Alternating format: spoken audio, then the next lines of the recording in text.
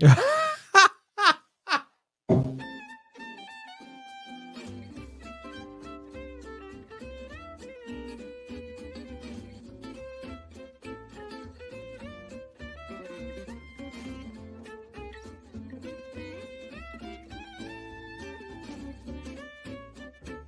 do, neighbor. It's Berean Spirits time once again. The boys have gathered around and they're ready for you. So join in, make comments, and study with the guys as they try to study as the Bereans did in Acts chapter 17. And now, here's the guys.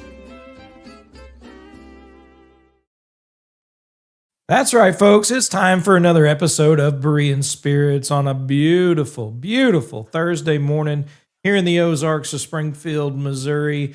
I'm sure it's just as beautiful, though, up there in Wichita, Kansas with Josh Thornhill with the Westside Church of Christ. How you doing, brother? I'm good. And it's warmed up a bit. Well, I mean, you wouldn't be able to tell right now. It's 39 degrees, so a little warmer. Oh, yeah. A lot of the snow is melted. I'm looking at the cameras here. We still got a big pile of snow in the parking lot, but otherwise, it's good. Yeah. 39 was like our high yesterday, but we're supposed to get in the 50s today, so I'm looking forward to that. That's going to be a beautiful day for sure.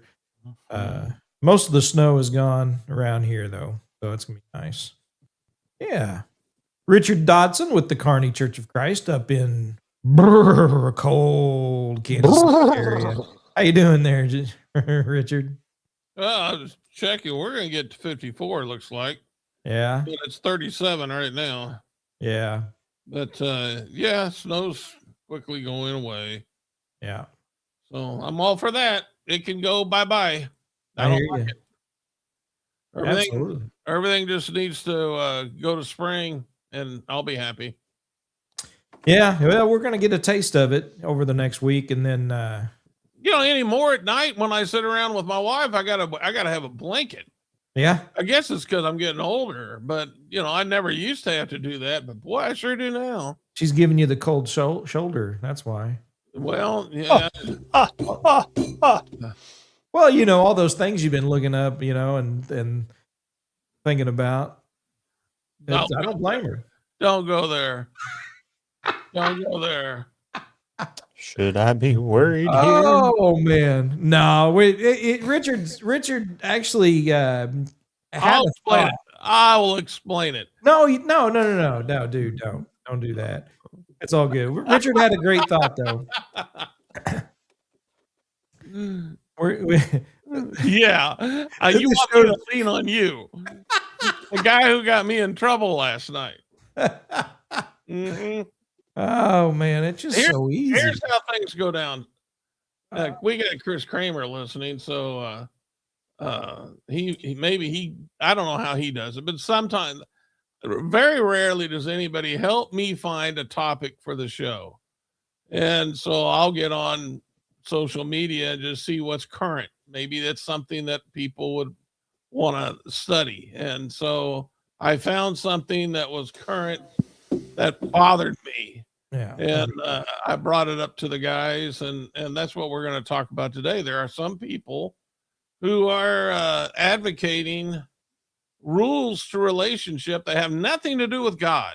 Mm-hmm. And whether it be cohabitation or even, we've seen it throughout history, just people trying to have relationships that, basically they're thumbing their noses at God's rules. And so I thought that would be probably a good show today, just to remind people that even in our relationships with each other, in the various forms that they take, God has rules that we have to abide by. And so that's kind of where I wanted the topic to go to. Yeah. And it's a good one. I mean, that's, anymore today in our society, in our culture, and granted, I know it's been this way throughout history, but as we live through and we experience certain things ourselves, and we see the results of it firsthand, we recognize the detriment to society that takes place when God's law, God's rules, his his will is disregarded. He himself is disregarded. The idea of the family being under attack, and you look at the problems in whether it's inner cities, whether it's in rural areas, it doesn't really matter.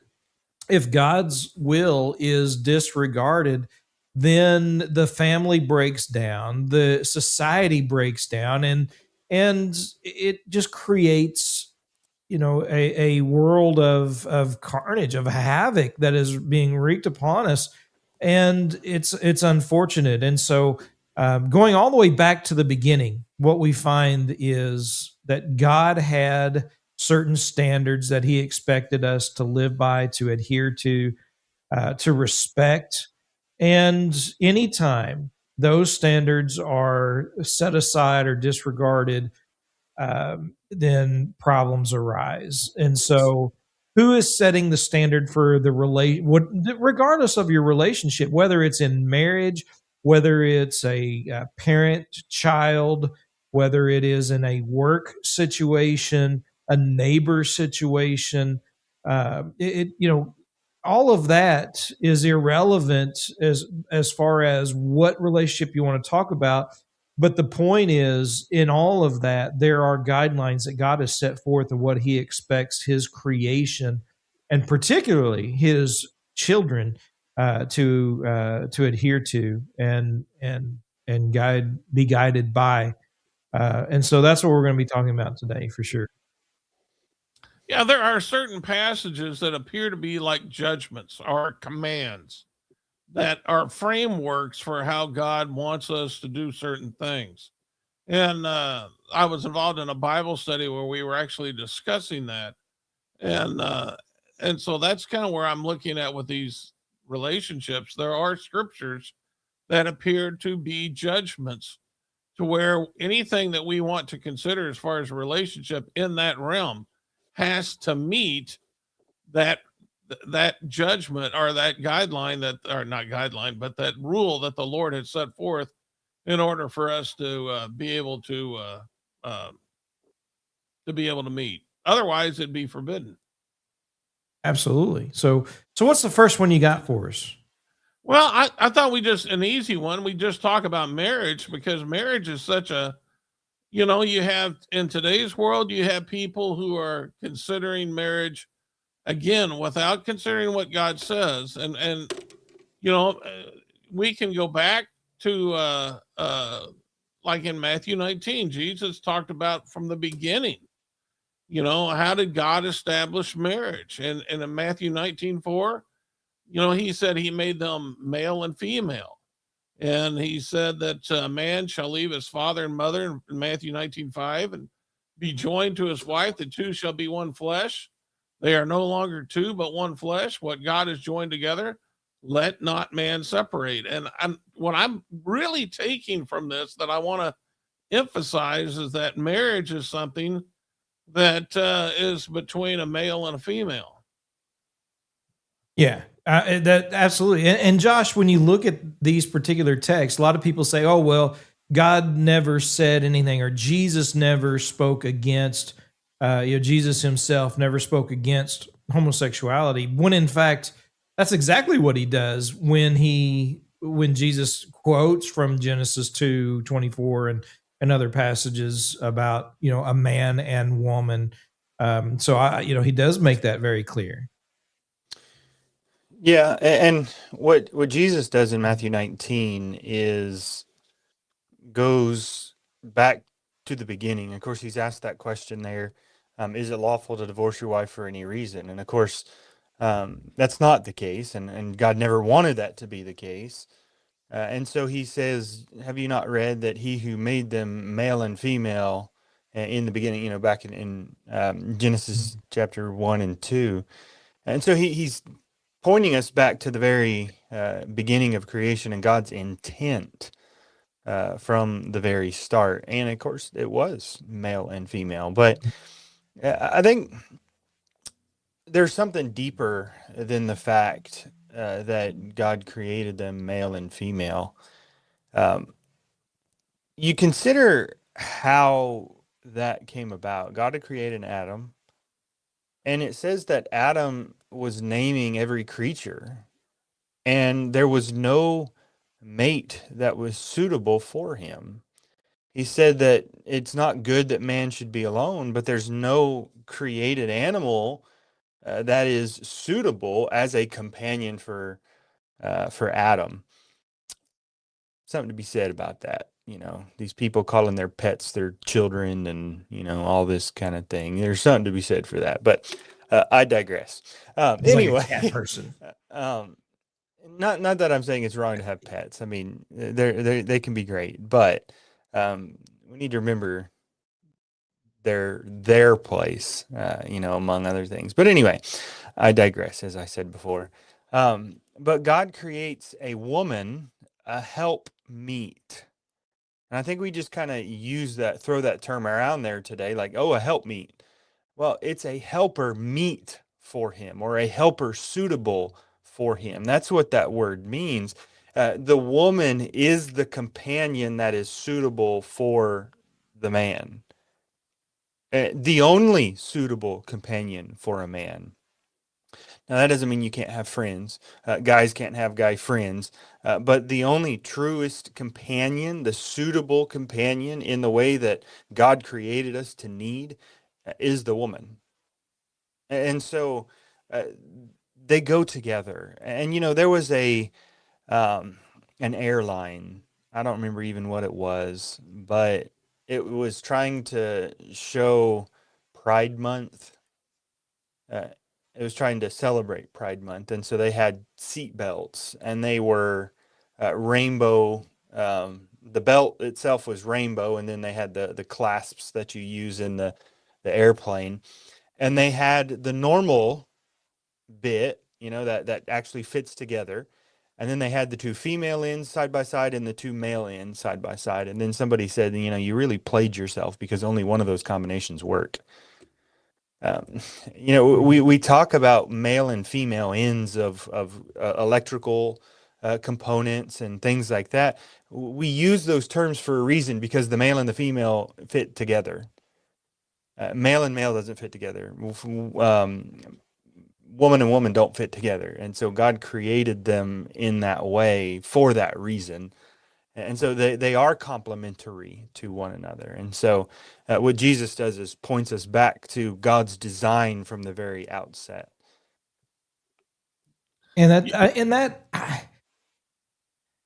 Sometimes things are just so simple to grasp, and yet people are so determined to try and make it, to do it another way.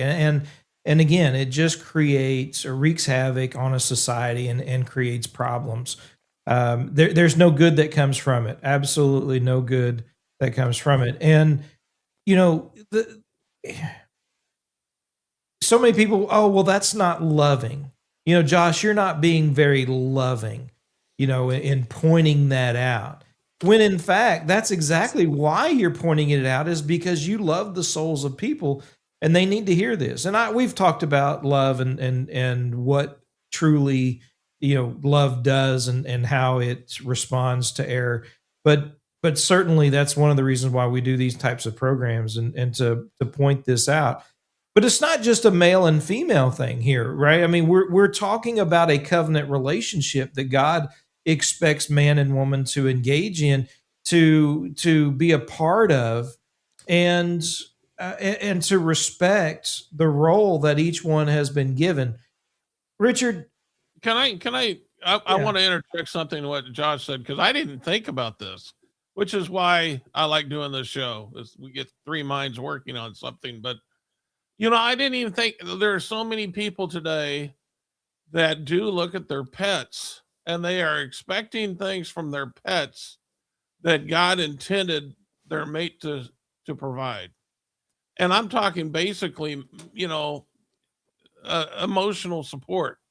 I mean, there's more emotional support pets than I ever remember seeing anything like that when I was growing up. I've never seen so many emotional support pets as we see today. But yet I'm also seeing, and I may be wrong about the statistics, but I've talked to a lot of young people who are not looking for a companion, a female or a male companion. They're not looking for marriage. And, I think what Josh said was bringing that up was a good point, is the fact that, we're looking for the things that maybe marriage can provide. And we're trying to, find those things answered in different things. And I'm not saying having a pet's wrong. I am saying, though, that God has provided, certain things to be able to assist us in this life, such as a mate. And, we should be looking toward God's way of being able to have that type of support and like emotional support. And again, I think that's why young people should be looking for a mate instead of thinking to themselves, well, I don't need to get married. It's too expensive. I got a pet, no, that's not the answer to what God has provided you. I mean, God, you need to, number one, serve God, give yourself to him.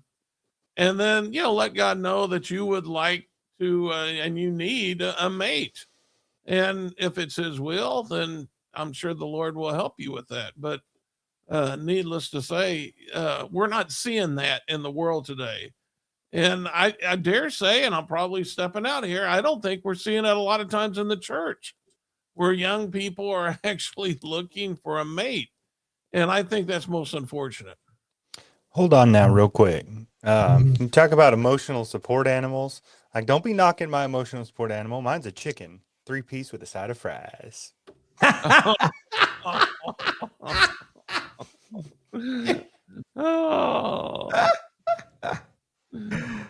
Oh, amen. And that does it, folks. Like the Lord said, don't condemn those who eat meat. Can I just add real quick? I had a pet when I lived on my own for about 10 years. I guess it was roughly 10 years that I was on my own there. And had a there's pet a reason. with me. What's that? Never. It was a cat. That's why you were by yourself for 10 years. But anyway, go ahead. Yeah. Anyway, that pet does not provide the same companionship as my wife does. I mean, it just doesn't compare. There is no comparison. It's not close. It's not even close. No.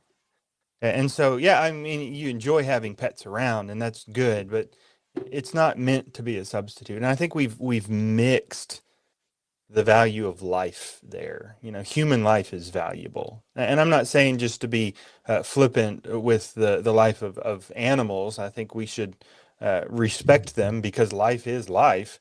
But those animals are not made in the image of God like men are. And so we need to honor human life above that of animals. And take it one step further. There are even couples, instead of having children, have made children of their pets. Yeah. And, that's something that I don't think God ever intended. But that's the way they treat and love their pets. And again, I'm not against loving your pet, but the Lord wanted man to procreate. So I just want to make a qualification here for a couple of things. All right. It's not a sin for someone to remain single all of their life. No. All right. So there are certain things that are talked about in the scriptures, even in Matthew chapter 19, when the disciples were like, oh man, maybe it's better not to marry at all. And Jesus talks about that. Paul, for various certain situations in 1 Corinthians chapter 7, encourage people not to marry if they could to because of the circumstances that were happening. All of that is understood, right? I mean, so we're just talking about a general kind of a rule where there are exceptions that are we acknowledge and recognize, but we're not getting into the exceptions right now. We're just talking about from the beginning what these passages really convey to us. And so don't think, oh, well, they think you have be in a relationship, you have to marry. That's not what we're saying. No, what we're But saying it is is that what God intended. yes, there are people today who are looking for answers, and they're looking for it outside of what God has provided in the Bible. Mhm. Yeah, and Such they as do that in everything, right? I mean, they even in religion, they go to man-made churches to look for salvation when it's not there. They sometimes look for the right thing, but they look in the wrong places. And so when you look to the scriptures to find out, right, the right place to look, then God is going to direct you in that because God's will is true. And I think it's interesting, and even in the pet conversation, God intends us to be good stewards of his creation. And I don't remember the exact text, but even in the Old Testament, somewhere, I think it's in the book of Leviticus, he talks about, not just being mean towards God's creation, destroying eggs from a bird's nest, or, just doing it to be mean, just to be destructive. I mean, God condemns a lot of those things, even how we treat animals, right? I mean, so there's, even in that relationship, there are rules and guidelines about feeding, right? While there are more in-depth points to be made from not muzzling the ox, right? The point is, look at the relationship you have with that animal that's working with you in the field. There are guidelines. So regardless of what relationship I said earlier, and why we mentioned, people to people, even in relationships with animals, if somebody was to kill an animal of you, there were certain laws, rules that God intended to be followed, and for reconciliation, or compensation, I guess, to be made, for even pets or animals that were working for you. So um yeah, even in that, there were things that needed to be recognized and noticed by God's word. my point is substituting, Yeah, I substituting know. what substituting, like in marriage. Instead of it being male and female, there are those who search for male and male, or female and female. And again, that's not going to provide what somebody may think it provides, what God intended, but it doesn't. And it's violating a rule of God. And again, if God is not first and foremost in any of the relationships, if you don't include God, then you really don't have a relationship. God has to be included in everything in order for it to be as God, our Creator, intended. And real quick, Richard, I want you to, if you don't mind, convey this little event that took place, because some people want to include God or Christ in the wedding, but not in the marriage. But you had a situation, and it cracks me up every time, where you were asked to perform a wedding, and it left a sour taste in your mouth, and partly because of how the woman originally wanted to be identified as you were performing the wedding. Oh, yeah. Well, that's all I need you around here for, is to bring things up that, yeah. No, this Well, it's woman, relevant to our conversation, I think. yeah, the woman, I was doing the wedding as a favor to a friend of mine, which they're not Christians. And, I thought maybe he'd give me a chance to talk about Christianity and all. It was just a mistake. If they're not Christians, I don't even think about marrying anybody anymore. But needless to say, we went to I'm the sure Catherine rehearsal. appreciates that. Yeah. When they when we did the rehearsal, she did not want to be referred to as a wife. She wanted to be referred to as a woman, and but not as a wife. And I was completely befuddled. I mean, I was like, I don't even know how to do this wedding. If that's the case, you're becoming a wife. I mean, like, I don't know what you're expecting here. That's why people get married, a husband and a wife. I mean, I don't know what you're asking of me. And so, I, to make a mockery of it, I went through the wedding Vows. process. Yeah, the vows. And I just exchanged a woman for wife, and we get to the part where I said, "Do you take this woman to be your lawfully wedded wife?" And instead of saying lawfully wedded wife, I said, "Your lawfully wedded woman." And everybody started laughing, and she stopped me and she's like, "You're right. Make it wife." And I was like, "Nah, I got to get out of here. Oh, this was a mistake." But it goes to show you the mindset of people, right? Mhm. Not wanting to follow the rules of and acknowledge and respect God's rules and God's will concerning marriage and the responsibility and role of each person in marriage, for example, right? And so not only husbands and wives, of course, we can again talk about any relationship, but I think it's interesting, how people want to go about changing things. And it sounds good in their own mind, but again, it just, when you hear it out loud, sometimes it's like, okay, yeah, maybe not. Go ahead, Josh. Well, and what we've kind of addressed though is that so many people want to have their relationships absent from God, but just look at society. I mean, they've just done such a fine job of having relationships without God in them, right? Like you just look at our culture right now, and the relationships that are absent of God are just thriving, right? No, they're not. I mean, and we wonder why there's so much brokenness in our culture. I was having this conversation. There's a text there in John chapter 5, where this man is sick. And it doesn't tell us what kind of illness he had. He had some kind of infirmity. And I think it's something that affects his ability to walk based upon the context of the conversation. But he'd been sick for 38 years. 38 years. I'm not even that old. Uh, longer than I've been alive, this man has been sick. And Jesus goes to him at this pool where he's laying down, and he asks him, "Do you want to get well?" And it's like that's a weird question. I mean, you go to the hospitals and go room to room and you ask people, "Do you want to get better?"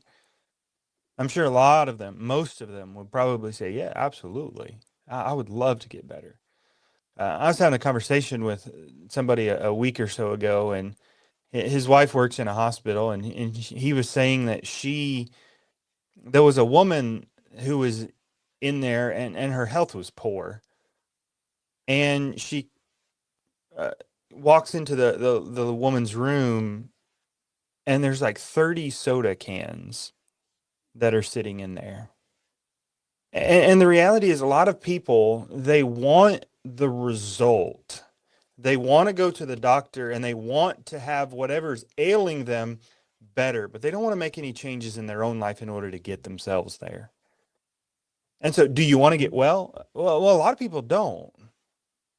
They want the easy fix that kind of masks the symptoms, but they don't want to truly be made well. And that's what we're seeing in our culture today. God says if you want to have a wonderful marriage, if you want to have wonderful relationships with people, this is how you do it. And people just don't want to listen to it. And so they wallow in their mediocrity. They wallow in their broken relationships, and they wonder why it's so It's bad. failure. It's not mediocrity. It's It's failure. failure. Yeah. Uh, And they wonder why. Well, that's what mediocrity is failure as a whole. I was talking to one man. He's divorced, married again. I asked him what happened to the first wife. He said, "I just fell out of love." I'm like, "Oh, well, you're in love with this wife." And he's like, "Well, yeah, for now." For now. And I'm like, this is what the world, there's no commitment for some people. And that's exactly not what the Lord, that's not a rule of God's when it comes to marriage. there's just no commitment to understand that, you know, those weird feelings that one may get, you know, that we mistake for love when we first meet somebody, you know, and then that's not love. You know, the love is the fulfilling your commitment to them, and and that's not always easy. You know, sometimes that's really, really difficult. That's why, you know, on most marriage vows, it makes reference to sickness and in health. And, you know, that means good times and bad times. And sometimes there's not a lot of good times, but you made a commitment and you're going to stick with that commitment. And that's one of God's rules for this. And so, you know, these people who just go from one mate to another mate just because they're looking for that love they call love feeling, you know, that's number one, that's not how God defined love. But number two, that's not fulfilling. That's just temporary. Well, and And there are three words used in the scriptures for love, at least three: phileo, agape, and another one was air. You remember Eros. Eros, right? And so a lot of people have that eros, right? That's what they want. That's how it starts. That's where they're like, oh, let's get married, and then they never move to the agape. They never develop. They never choose, you know, what God desires in the agape love, because that love is a choice. It is a choice in decision making. It is a choice to do and think certain ways and certain things in a relationship. But as soon as that eros, you just kind of, you know, like you said, fleeting fades away, they look somewhere else for that eros again, and they never move to that agape. And that's why these, you know, in part, marriages are failing, and the idea of, well, you know, I'm falling in and out of love. They're not choosing, right, the agape love that God demands, and is the true guideline for, you know, a long relationship with someone. And that's, and not just in marriage, right? Agape love is, you know, something that we're to have for one another, for brothers and sisters, for our children, for our parents, for our coworkers, for our bosses. And the problem is, they're like, well, wait a minute, I don't love my boss, I don't love my job, I don't love my neighbors. You know, like, well, you don't understand, you know, and to your point a while ago, the way God defines agape love, you know, it's not some fuzzy, you know, tingly feeling or something, emotion. It is a choice, and deciding to do certain things, the right things in their best interest. That's what we need to move towards and develop, and grow in any and all relationships. And I think, you know, there's that eros love. That's kind of where we get the word erotic, or where that idea can come from. Um, Marriage can last a little while with that, but it will fail if it doesn't have agape. Yeah. And you think about, you know, I saw this, um, I guess, comic or whatever, this illustration where there's this old couple, and they're sitting on a bench, and it's raining, and he's angry. You know, I got a scowl on his face, but he's holding out an umbrella to cover his wife from the rain. And you know, the idea of that is, just because I'm mad doesn't mean I don't care. And that right there is an illustration of agape love. It's not, like you said, it's not that ushy gushy feeling. You need that, but it's not. That's not what that is. It's more a sense of duty, an obligating, or a sense of duty that you have for one another. That I'm going to seek your best interest. I'm going to do what's in your best interest. I'm going to, even if it means sacrificing, I'm going to look out for what's best for you. And you know, there was a show back in the '90s, And there was this kid, he's in high school, and he's dating somebody, and he's having a relationship problem, and he goes to the main character's mother, and is getting some advice, and he says, or she says, well, what does she want? And he's like, well, how am I supposed to know? And she says, you're her boyfriend, you should know. And he says, well, if I was spending my time worried about her, who would worry about me? And that's very selfish mindset. I think we can see that. But um, what Jesus calls us for, what calls us to, what Paul calls us to in Philippians 2 is, I think, perfectly illustrated in that situation when it's lacking. He says in verse 3 of Philippians 2, doing nothing from selfish ambition or vainglory, but with humility of mind, regarding one another as more important than yourself, not merely looking out for your own personal interest, but also for the interest of others. And so we can think about that in principle and think, well, if I'm so worried about doing that, who's going to worry about me? Well, that's the beauty of this kind of love when it's done well, and particularly in a marriage relationship. You're looking out for her interest and she's looking out for your interest. And so you both have your needs met. And even if she doesn't or he doesn't, God, Yeah. right, is Yeah. always, right? God always is looking out for our best interest. So that there is Yeah. somebody who's Yeah, doing it. absolutely. But it works. Yes, it I does. mean, it just works. And so many people are far too selfish to make it work in that way. And so um, God gives us the answer hmm if you're just willing to love them before ourselves. And the funny thing is, you'll see people, I'm going to bring up the pets again, but you'll see people display that type of love with their pets, but not with their family. You know, Yes. so I've had guide dogs, right? I've had actual service dogs, not these, frou-frou little, I'm anxious, I need to, Mhm. pet a rat in my purse kind of animal. But I mean, I've had dogs that have saved my life, literally, right? Pulled me out of danger, gotten me in, out of situations where, I could very easily have been killed by cars, by, in various situations, or, sides of cliffs and different things. So I've experienced what a true service dog can do for someone. And even when I was going through training with the service dog, they would tell us, if you're at home and your house is on fire, get out.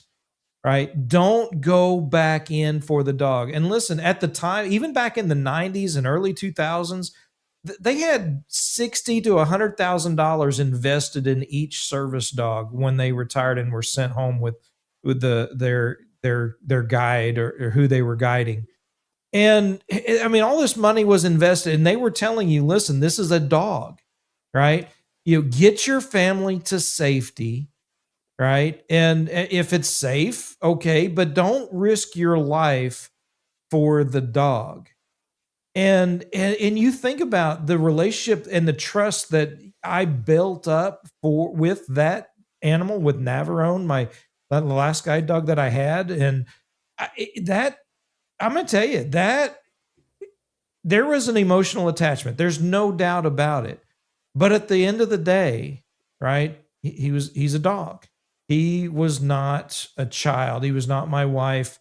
And if the house was on fire and my safety was to get out, I wasn't to go back. And some people would think, oh, that's terrible, that's horrible. But to the point I think that we've been seeing and making, there is a difference between the life of an animal and the life of a person. The soul that has been breathed into us life, right, is what God has done, and that's what separates us from animals. And that's something to take note of, not to be flippant about it, but at the same time recognize the difference. I heard of a people in Florida when a hurricane came through who refused the evacuation orders and died because they didn't want to leave their pets. They're valuing their pet's life over their own, and I mean, just the opposite of what you just described there. Um, so anyway, Yeah, yeah, We it got happens. we have now that's another relationship, but our children, Yeah. um, we got this in my neighborhood Facebook page. People are always they're always so concerned. They're posting pictures of dogs every time they see a dog out running around without a leash on. It's like, oh my, it's almost like an Amber Alert. And of course, some of these dogs I see in here, they're fully clothed every day. I mean, they're treated like children. They do. They clothe them and then they take them for a walk. And when the dogs get tired, they pick them up and carry them. And but yet then I see their children running around, with no oversight whatsoever. And it's, I brought this up to my wife many times. I'm like, you know, they're really they're really good at being a parent to their dogs, but they're really horrible at being a parent to their pet or their children. And again, I think and we're ignoring the rules God has set forth, where the emphasis should be on our children. We're just we're valuing one thing over another for whatever reason, and that's most unfortunate. We Yeah. need to we need to go back to God's word and consider what He says about those relationships. And this is not new. Uh, when it talks about children in Ephesians 6, it says, honor your father and mother. Uh, and then, of course, Jesus dealt with that because they were trying to change it, when he was making reference to the Corbin. Instead of taking care of your parents when it got old, you could actually buy your way out of that responsibility. And when we're supposed to be honoring our parents, and there's just things that man is doing in their relationships without considering what God says about it. And we would be way farther ahead, even in the church, if we would consider what God says about how we are to treat each other and look to each other. So with that, very quickly, I want to say this because ultimately, how we treat and go about in our relationships with people, it's conveyed over into our relationship for Christians in the church, right? Husbands and wives, right? It is a direct comparison to Christ in the church, according to Ephesians chapter 5. And so, however you think that relationship works, right, that's going to be conveyed over into your relationship in the church and vice versa, right? If you recognize that you are a part of the bride of Christ and you conduct yourself accordingly, then that is going to translate over into your relationship with your spouse. And don't think it doesn't, because it absolutely does. If you have no respect for God and his pattern and his word in one relationship, you ultimately will not have it in any relationship, even in the church or your direct relationship with God himself. So I think that's important. I know we only really talked about, in essence, the husband wife relationship. You touched on the children, Richard, but we are running out of time. So let's go through some last thoughts. Josh, do you have any? I mean, we hear that idea as far as marriage, that it's a triangle, and that will be the most important relationship that we have outside of God. But really, all relationships work better when God is at the center of it. Absolutely. Yeah. Richard, last thought? Yeah, I just want to make a comment. David Sambursky said this. There's an old song back in the 60s that had a stanza that said, if you want to be happy the rest of your life, never make a pretty woman your wife. David, I'm going to give you some advice. And because I don't agree with that song. Here's the advice. You find a virtuous woman. If the Lord grants you a virtuous woman and you treasure her and love her as God said, and she does the same, and God is the center of your life, I promise you, I guarantee you, she will be the most beautiful woman you've ever seen in your life. I guarantee it. It works that way. They become the standard. Absolutely. Yeah, God needs to be the standard of everything that we do in every relationship. It won't work without him. It just won't work without him. And Romans chapter 12 points out that as much as depends on us, live peaceably with all men. And to do that, we've got to follow, God's will, His word. Folks, we appreciate everybody tuning in, listening to Berean Spirits on this beautiful Thursday morning. You can also check us out through the podcast, Berean Spirits, on your favorite podcast app. Until next time, remember to search the scriptures with Berean Spirits.